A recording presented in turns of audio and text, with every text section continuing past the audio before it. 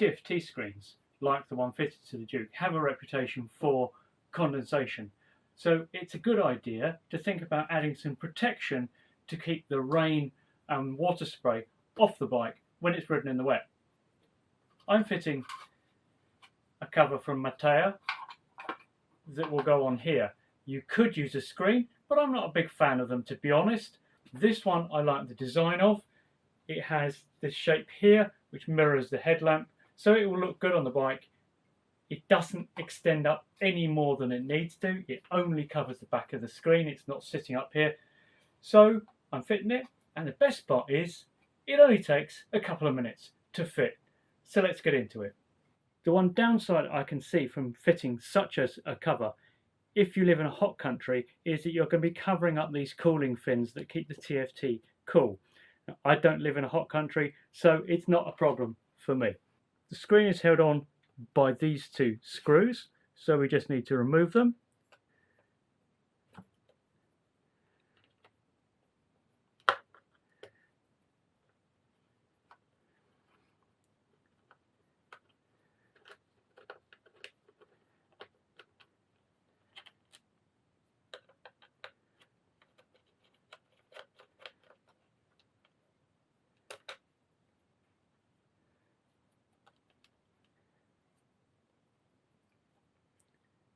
And there are washers in here, so if we remove the bolts and the washers, then that will clip in place and we can then simply bolt it back in.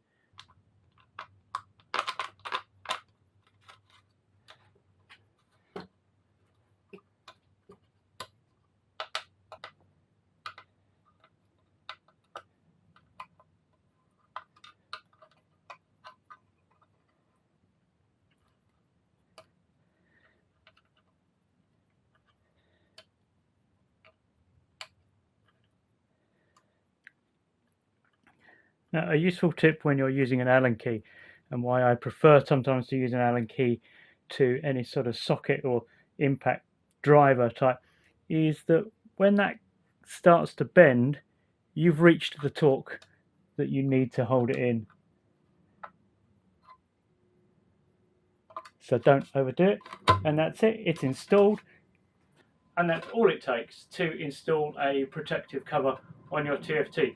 If you're looking for a video which tells you how to take this whole front unit off so you can change the indicators and such, then there's a video up here.